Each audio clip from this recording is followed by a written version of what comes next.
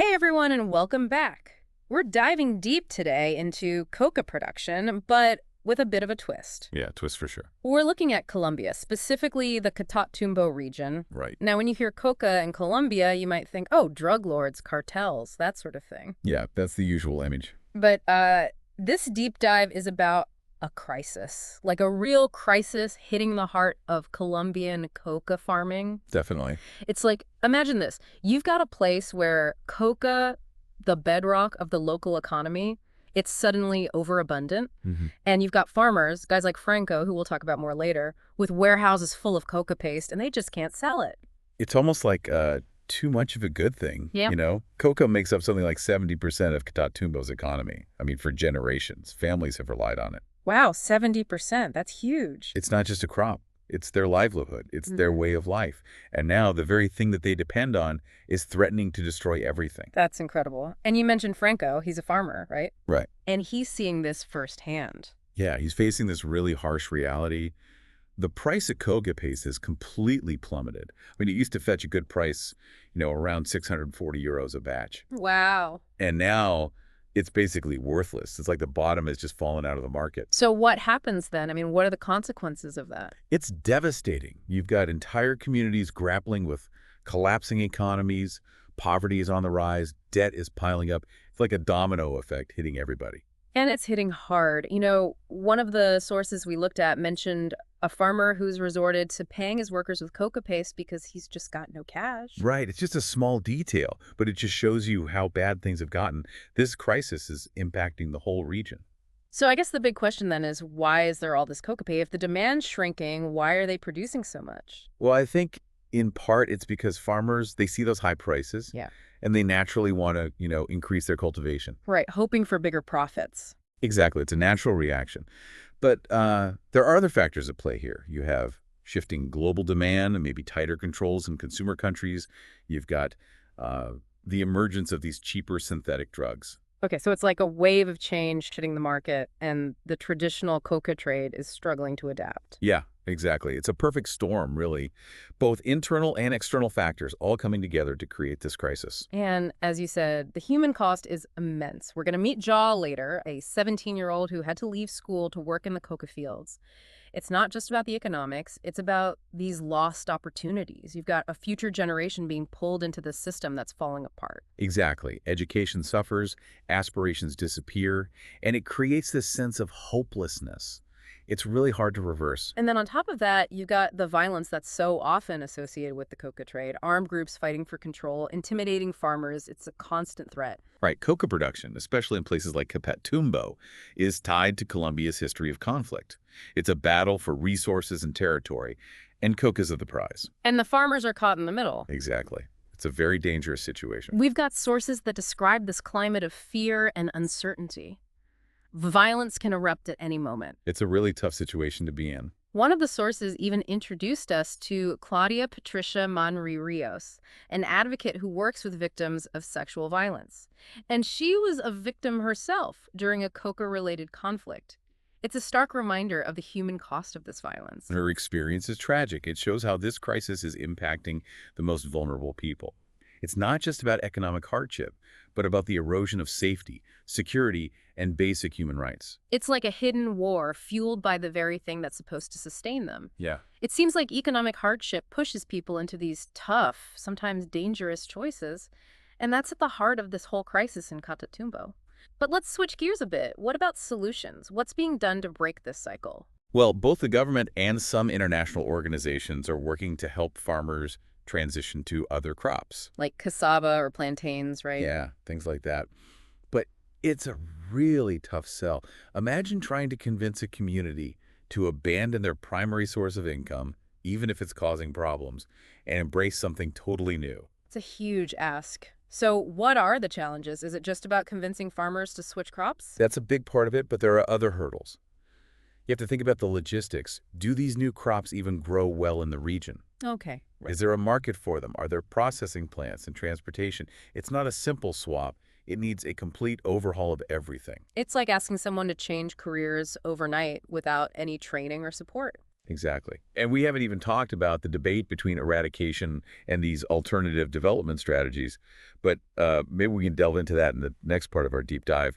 It's really easy to get caught up in all those economic details and logistics, but we can't forget the human side of this crisis. I mean, think about those families struggling, young people with no options, that constant threat of violence. Yeah, absolutely. It's about people. Real people are at the heart of this whole thing. And finding solutions that work, that address those needs, those challenges, that's crucial. So no quick fixes, right? Just eradicating coca or trying to replace it with other crops, that's not going to cut it. None at all. You can't just tell people to stop growing coca without giving them a real alternative, a way to make a living. Right, it'd be setting them up to fail. But then what are the alternatives? We talked about cassava and plantains, but you said those had their limitations too. They do. Take cassava, for instance. Maybe it grows fine there, but then what? Are there processing facilities? Can they get it to market? And is there even enough demand to make it worthwhile? So many pieces to this puzzle, and the region's already facing so many challenges. Exactly. But there are people trying. One promising approach is this idea of community-based development. Basically, you empower the local communities to figure out what they need, what their priorities are. So instead of imposing solutions, you work with them to find something sustainable, something that fits their specific needs. Exactly. Maybe it's investing in education, promoting ecotourism, developing small industries that use local resources. It's about giving people the tools to build their own future. Makes sense. The people who are most affected by this crisis should be the ones driving the solutions. Absolutely. But the government has a role to play here, too. They can create an environment where those solutions can actually thrive. Right. So what can they do? Investing in infrastructure is huge. Roads, electricity, communication networks, all of that is essential.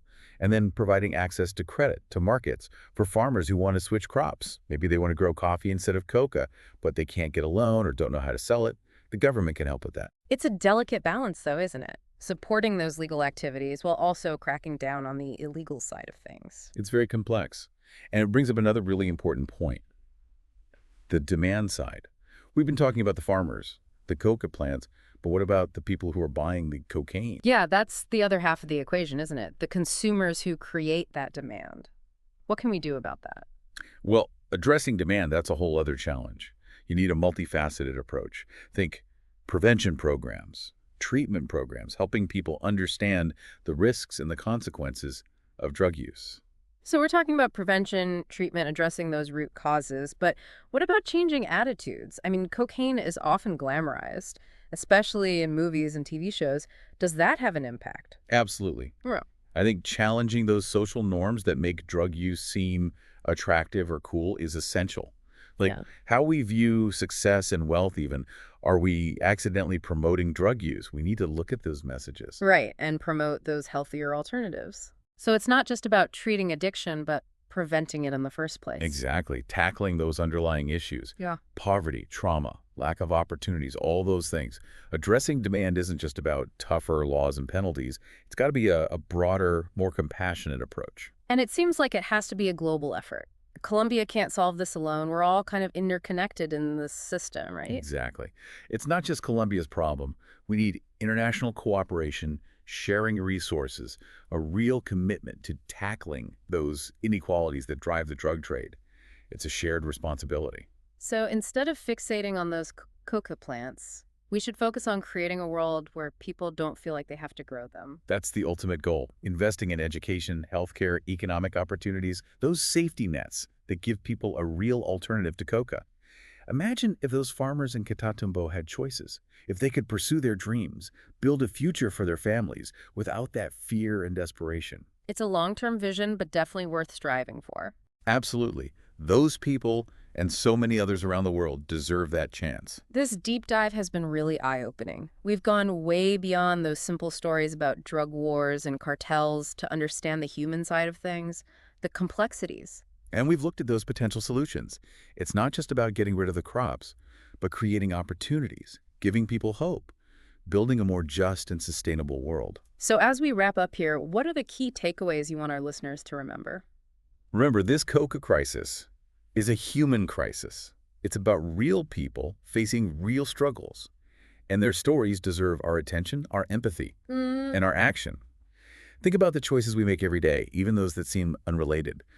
Are we contributing to the problem, or are we promoting sustainable development, empowering those communities? It's about being informed, being conscious consumers, being advocates for change. Exactly. And using our voices to amplify the voices of those who are often ignored. We can be allies, we can be advocates, we can help build a world where everyone has the opportunity to thrive. That's a powerful message. This deep dive has been a real reminder that the cocoa crisis isn't just Colombia's problem, it's a global one that demands a global response. We all have a role to play. And it's a challenge that requires us to move beyond blame, beyond simple solutions. We need to embrace the complexity, seek understanding, and work together to create a future where regions like Katat Tumbo are known for their vibrant cultures, for their thriving economies, for their peace. I believe in that future, and I hope you do too. Thanks for joining us on this deep dive. Keep exploring, keep questioning, and keep striving for a better world. Until next time.